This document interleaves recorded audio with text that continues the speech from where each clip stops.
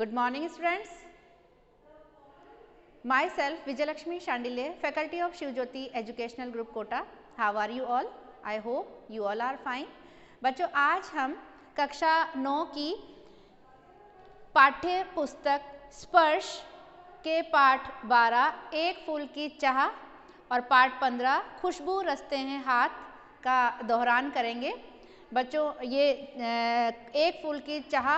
और खुशबू रचते हैं हाथ ये दोनों कविताएं हैं। तो बच्चों पहले हम पाठ 12 एक फूल की चाह कविता का दोहरान करेंगे। बच्चों ये कविता सिया राम शरण गुप्त द्वारा रचित एक बहुत ही लंबी कविता है। हमारी पाठ्य पुस्तक में जो ये कविता ली गई है ये उस कविता का एक अंश मात्र है। और एक फूल की चाह कविता बच्चों इस कविता में एक पिता की वेदना का वर्णन किया गया है। एक पिता जो कि जाति से भी निम्न जाति का है यानी कि अछूत जाति का वो पिता है और उसकी वेदना का कवि ने बहुत ही मार्मिक ढंग से इस कविता में वर्णन किया है कि एक गांव है जहां पर एक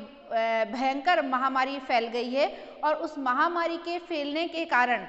गांव के कई बड़े बुजुर्ग और बच्चे जो हैं उस महामारी की चपेट में आकर उनकी मृत्यु हो गई है। तो जो वो पिता है वो पिता उसके एक पुत्री है तो वो पिता जो है अपनी पुत्री का बहुत ध्यान रखता है क्योंकि उसके मन में ये डर होता है कि कहीं उसकी जो बेटी है वह इस महामारी की चपेट में ना आ जाए, इसलिए वो उसको कहीं भी बाहर नहीं जाने देता। तो बहुत रोकता था सुखिया को ना जा खेलने को बाहर। जो वो पिता है उसकी पुत्री का नाम है सुखिया और जो सुखिया के पिता हैं वो उसको बाहर खेलने जाने से रोकते हैं, वो उसको मना करते हैं कि वो बाहर ना जाए ताकि वह उस महामारी की चपेट में ना आ जाए। यही डर उस पिता को हमेशा सताता रहता है और इसी कारण वो अपनी पुत्री को मना करते हैं। लेकिन वो जो उसकी पुत्री है वो जो छोटी सी उसकी पुत्री है वह कहना नहीं मानती है और बार बार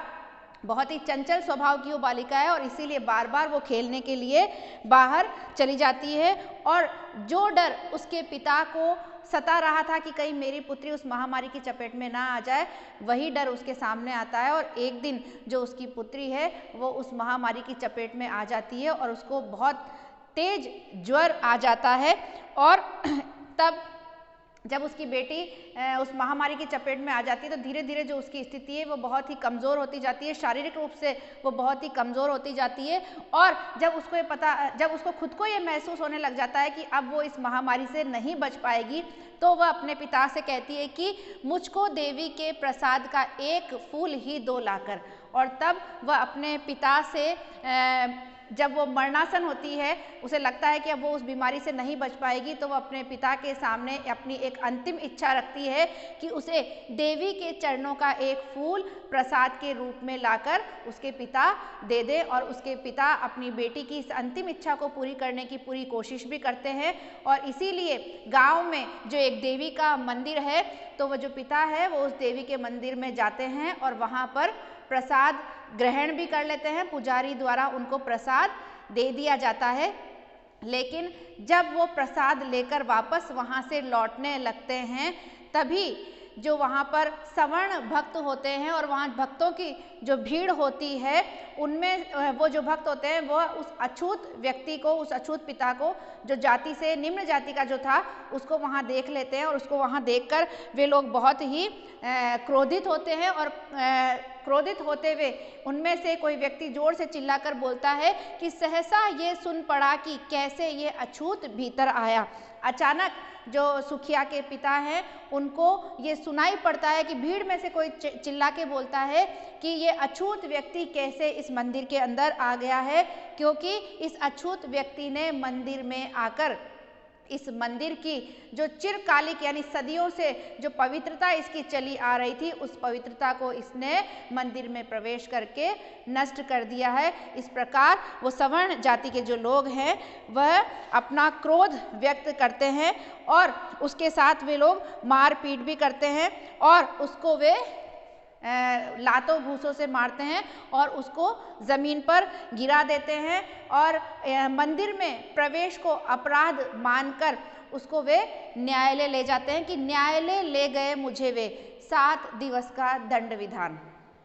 जो सवर्ण भक्त वहाँ पर होते हैं वह मंदिर में उस व्यक्ति के प्रवेश को अपराध मानते हैं, बहुत बड़ा उसके द्वारा किया जाने वाला इसको अपराध मानकर वे उसे न्यायालय ले जाते हैं। और जब वे उसे न्यायालय ले जाते हैं तो वहाँ पर न्यायालय में उसे 7 दिवस यानी 7 दिन का उसे दंड दिया जाता है, यानी कि 7 दिन तक उसे जेल में रहने की सज़ा मिलती है। और इस प्रकार जो सुखिया के पिता हैं वह 7 दिन के लिए जेल चले जाते हैं और पीछे से जो उनकी पुत्री सुखिया है वह धीरे धीरे उसकी जो तबीयत है वो और अधिक बिगड़ती जाती है, वह शारीरिक रूप से और अधिक कमज़ोर होती जाती है। और एक दिन जब उसके पिता जेल से नहीं आते उसके पहले ही उसकी मृत्यु हो जाती है। और जब सुखिया के पिता जेल से छूटकर वापस आते हैं तो हाय फूल सी कोमल बच्ची हुई राख की थी ढेरी। और जब सुखिया के पिता मंदिर से वापस आते हैं तो वो देखते हैं कि उनकी जो फूल सी सुकोमल जो बच्ची थी वो अब एक राख के ढेर में बदल गई है। और उनको इस बात का, सुखिया के पिता को सबसे अधिक दुख इस बात का होता है कि वह अपनी पुत्री को अंतिम बार गोद में भी नहीं ले सके, वह उसकी अंतिम इच्छा भी पूरी नहीं कर पाए, क्योंकि उसकी अंतिम इच्छा ये थी कि उसको देवी के चरणों का एक फूल प्रसाद के रूप में लाकर दे दिया जाए। लेकिन जब 7 दिन का दंड भोग कर उसके पिता जेल से बाहर आते हैं उसके पहले ही उसकी मृत्यु हो जाती है। और उनके जो सगे संबंधी होते हैं वह सुखिया को उसको जला देते हैं। और जब वह उसके पिता जेल से बाहर आते हैं तो उनकी जो बच्ची थी, उनकी जो बेटी थी, वो उनको एक राख की ढेरी के रूप में मिलती है। और उनको इसी बात का सबसे अधिक दुख होता है कि वो अंतिम बार अपनी बेटी को गोद में भी नहीं ले पाए और उसकी अंतिम इच्छा कि उसको माँ के चरणों का एक फूल प्रसाद के रूप में चाहिए था वह भी उसको वह नहीं दे पाए। तो इस प्रकार एक पिता जो है वह अपना दुख जो है वो व्यक्त नहीं कर सकता, लेकिन उसका जो मन है वो अंदर ही अंदर ज्वाला की भांति, जिस प्रकार उसकी बेटी के शव को जलाया गया था और वहाँ पर जो ज्वाला धधक रही थी, बाहर तो ज्वाला धधक रही थी लेकिन अंदर उनका मन जल रहा था। तो बच्चों, इस प्रकार कवि सियाराम शरण गुप्त जी ने इस कविता के माध्यम से भारतीय समाज में व्याप्त छुआछूत की समस्या का बहुत ही मार्मिक ढंग से चित्रण करते हुए एक पिता की वेदना का वर्णन किया है। बच्चों, अब हम पाठ 15 खुशबू रचते हैं हाथ कविता का दोहरान करेंगे। तो बच्चों, कुछ स्मरणीय बिंदु के माध्यम से हम इस कविता का दोहरान करेंगे। बच्चों, ये कविता खुशबू रचते हैं हाथ, ये अरुण कमल जी द्वारा रचित एक कविता है। और इस कविता में कवि ने सामाजिक विषमताएं, हमारे भारतीय समाज में जो विषमताएं व्याप्त है, सामाजिक विषमताएं जो व्याप्त है, उनको सबके सामने उजागर करने की कोशिश की है। उन्होंने इस कविता के माध्यम से ये बताया है कि हमारे समाज में जो अगरबत्तियां हैं वो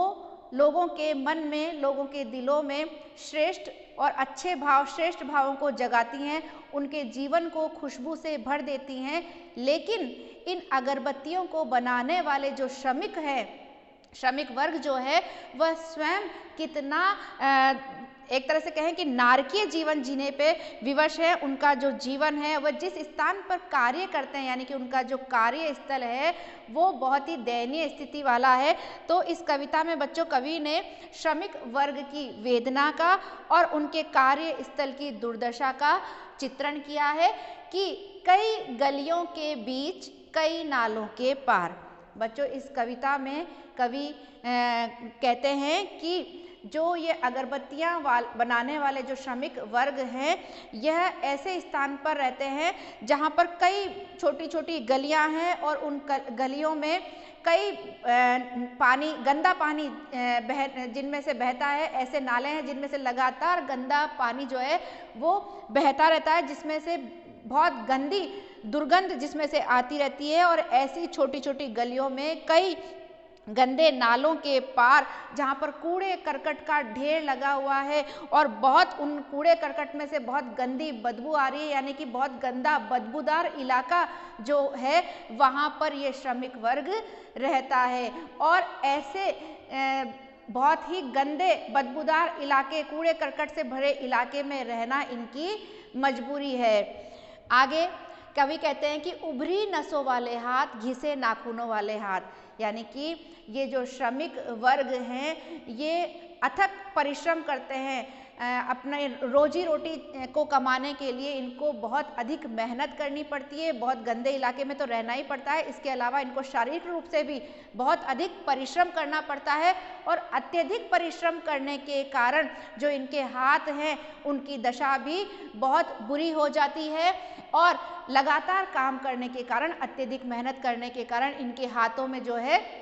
कमजोरी के कारण, क्योंकि ये शारीरिक रूप से बहुत कमज़ोर होते हैं, इसलिए इनके हाथों में जो है नसें उभर के दिखने लग जाती है, नसें उभर जाती हैं और वो बिल्कुल साफ साफ दिखाई देने लगती है। और लगातार परिश्रम करने के कारण इनके जो हाथ के नाखून हैं वह भी घिस जाते हैं, यानी कि इनके हाथों की स्थिति जो है वो बहुत ही दयनीय हो जाती है, बहुत गंदे इनके हाथ दिखाई देते हैं।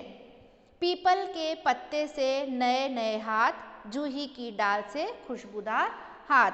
आगे कवि कहते हैं कि जहाँ पर ये श्रमिक वर्ग कार्य करता है, जो कि बहुत ही गंदी स्थिति में, बहुत ही दयनीय स्थिति में रहने को मजबूर है, इन श्रमिकों में कुछ बड़े बुजुर्ग यानी बूढ़े हाथ तो हैं ही सही, उसके अलावा पीपल के पत्ते से नए नए हाथ। बच्चों यहाँ पर पीपल के पत्ते से नए नए हाथ बाल श्रमिकों के विषय में यहाँ कवि द्वारा बताया जा रहा है कि इन अगरबत्तियाँ बनाने वाले जो कारखाने हैं वहाँ पर कई बाल श्रमिक जो कि अभी बहुत छोटे बच्चे हैं, जबकि बाल श्रम को कानूनन अपराध माना जाता है, लेकिन कई जो माता पिता हैं वो मजबूरी में अपने छोटे छोटे बच्चों को इन कारखानों में कार्य करने के लिए भेज देते हैं और वे जो छोटे बाल श्रमिक हैं उनके हाथ बिल्कुल जैसे पीपल का जो कोमल पत्ता होता है ना, नए नए पत्ते जो पेड़ पर आते हैं, उन पीपल के पत्तों के समान उनके हाथ जो है वो बहुत कोमल है, लेकिन फिर भी आर्थिक रूप से बहुत कमज़ोर होने के कारण वो वहाँ पर काम करने के लिए मजबूर हैं। साथ ही साथ जूही की डाल से खुशबूदार हाथ। बच्चों इससे तात्पर्य है कवि का कि वहाँ पर अनेक जो नवयुवतियाँ हैं वो नवयुवतियों के हाथ जो जैसे जूही की डाल जो बहुत कमज़ोर और खुशबूदार होती है ना, जिसमें जूही का फूल जिसमें से बहुत खुशबू आती है, वैसे ही नवयुवतियाँ जो है नवयुवतियों के जूही की डाल से खुशबूदार हाथ यानी कि नवयुवतियों के हाथ। तो वहाँ पर कई नवयुवतियाँ यानी कि छोटी छोटी जो कम उम्र की जो महिलाएं हैं, जो लड़कियां हैं, वो भी वहाँ पर कार्य करने के लिए विवश है, वो भी वहाँ पर अगरबत्तियाँ बनाने का काम करती हैं और लगातार कार्य करने के कारण उनके हाथों में से भी जूही की खुशबू यानी कि वहाँ पर जूही की खुशबू, गुलाब की खुशबू वाले, केवड़े की खुशबू वाली अगरबत्तियाँ बनाई जाती है और उनके हाथों में से भी इनकी खुशबू आती है। साथ ही यहीं इस गली में बनती है मुल्क की मशहूर अगरबत्तियाँ। तो बच्चों इस प्रकार कवि ने बताया है कि किस ये जो अगरबत्तियाँ बनाने वाला जो श्रमिक वर्ग है वो कितना शारीरिक रूप से भी कितना कमज़ोर है और कितने गंदे इलाके में रहने के लिए मजबूर होता है, लेकिन इन्हीं तंग गलियों में, इन्हीं गंदे नालों के पास में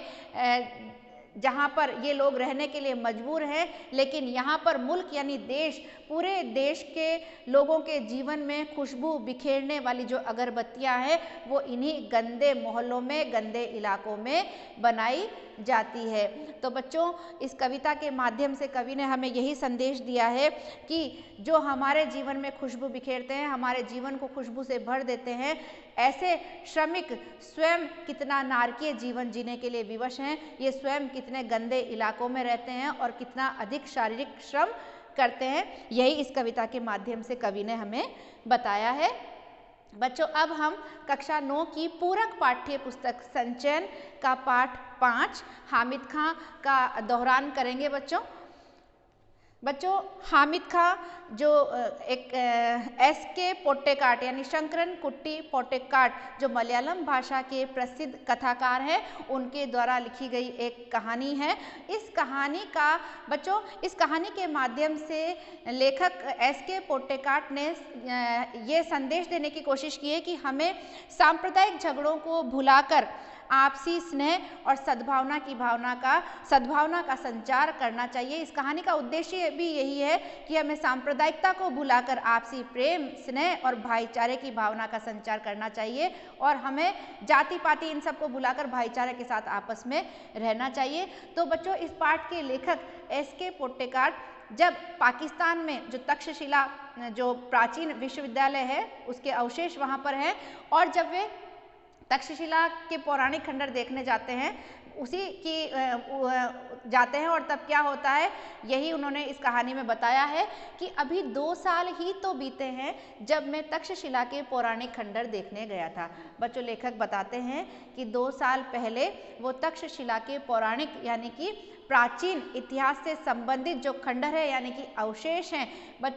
वो देखने के लिए पाकिस्तान जाते हैं। बच्चों, तक्षशिला जो है वो हमारे तक्षशिला और नालंदा भारत के 2 प्राचीन शिक्षा के केंद्र थे और ये विश्व प्रसिद्ध शिक्षा केंद्र थे जहाँ पर देश विदेश के जो विद्यार्थी हैं वो शिक्षा अध्ययन करने के लिए आते थे। लेकिन अब उनके मात्र अवशेष रह गए हैं और उन खंडरों को देखने के लिए तक्षशिला जो विश्वविद्यालय था उसके प्राचीन जो खंडर है उनको देखने के लिए लेखक जो है वो पाकिस्तान जाते हैं और एक दुकान नजर आई जहां चपातियां सेकी जा रही थी और जब लेखक वहां पर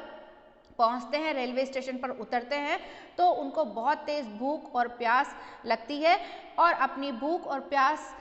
को मिटाने के लिए, प्यास को बुझाने के लिए लेखक जो है इधर उधर पूरे गांव में चक्कर लगाते हैं लेकिन उनको कहीं पर भी कोई दुकान नज़र नहीं आती है और तभी उन्हें एक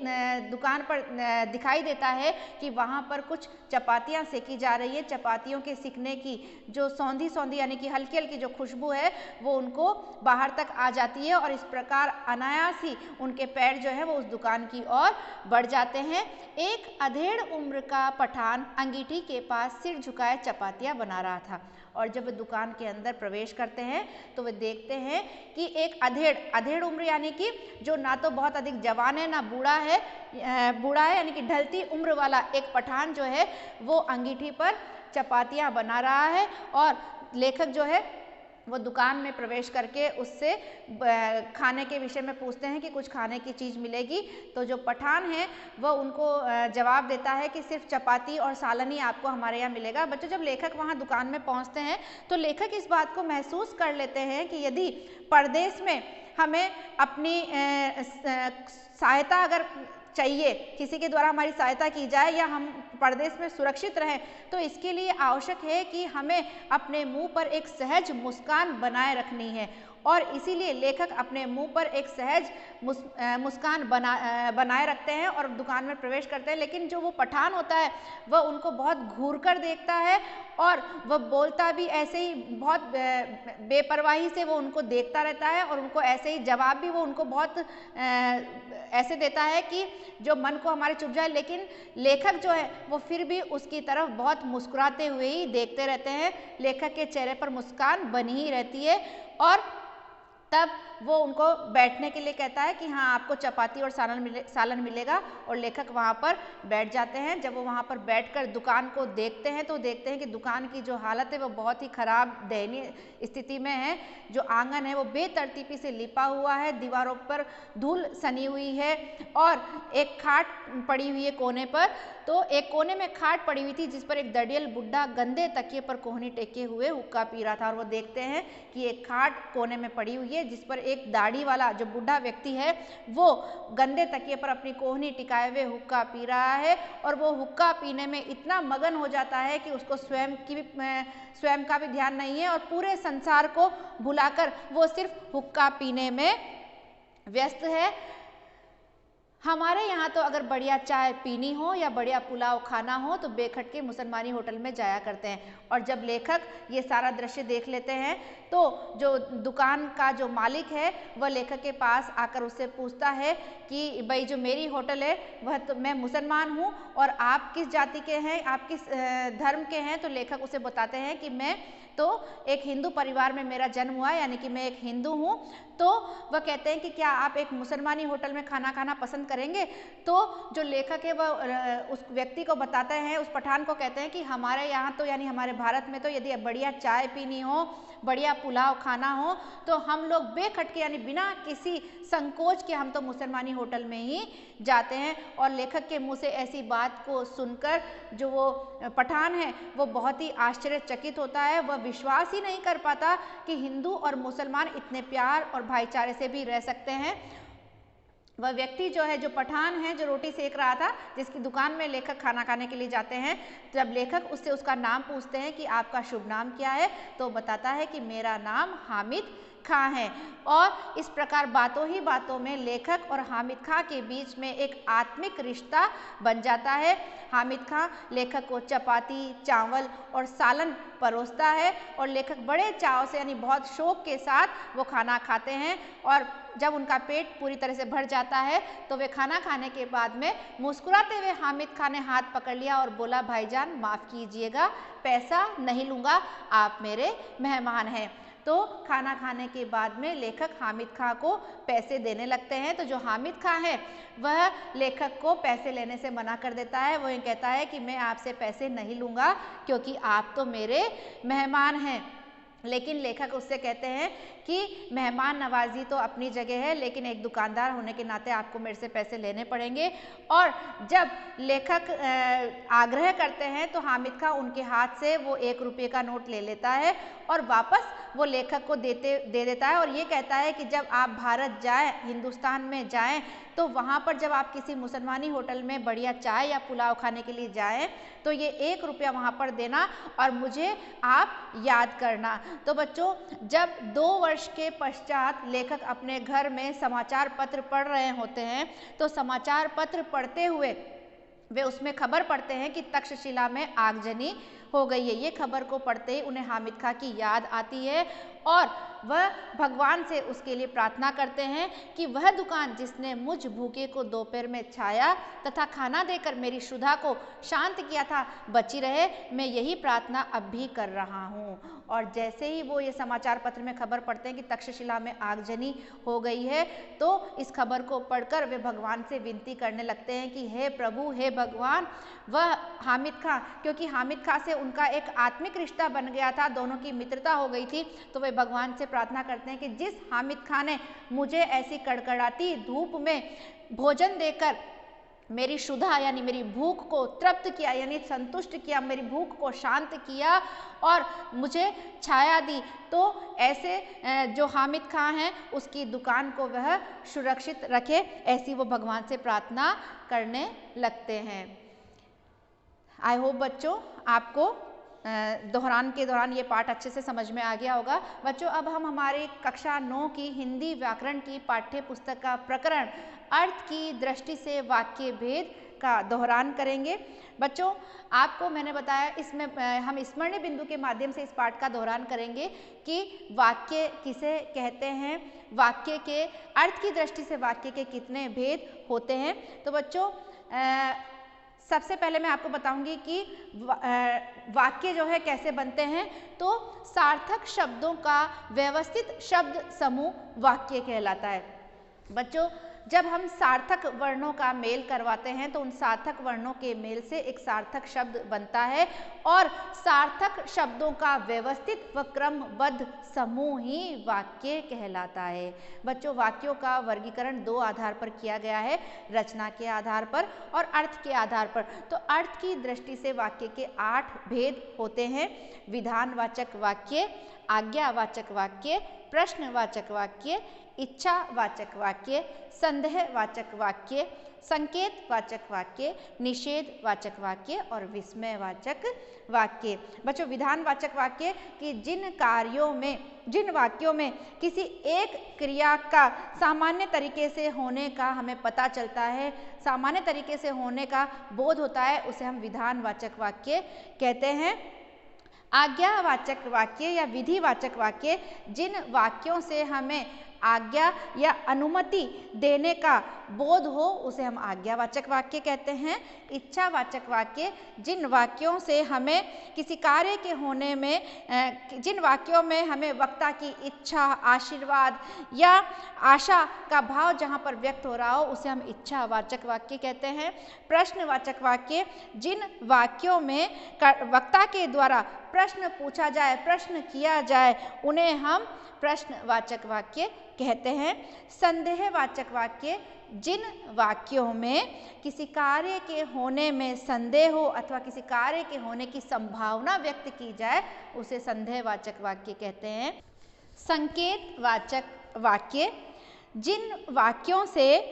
एक क्रिया के दूसरी क्रिया पर निर्भर होने का बोध होता है उन्हें हम संकेतवाचक वाक्य कहते हैं। विस्मयवाचक वाक्य जिन वाक्यों में हमारे मन के भाव आश्चर्य, दुख, घृणा, शोक आदि के भाव जहाँ पर व्यक्त किए जाते हैं या जिन भावों का बोध होता है उन्हें हम विस्मयवाचक वाक्य कहते हैं। निषेधवाचक वाक्य बच्चों जहाँ पर किसी कार्य के होने का निषेध यानी मनाही हो उसे हम निषेधवाचक वाक्य कहते हैं। बच्चों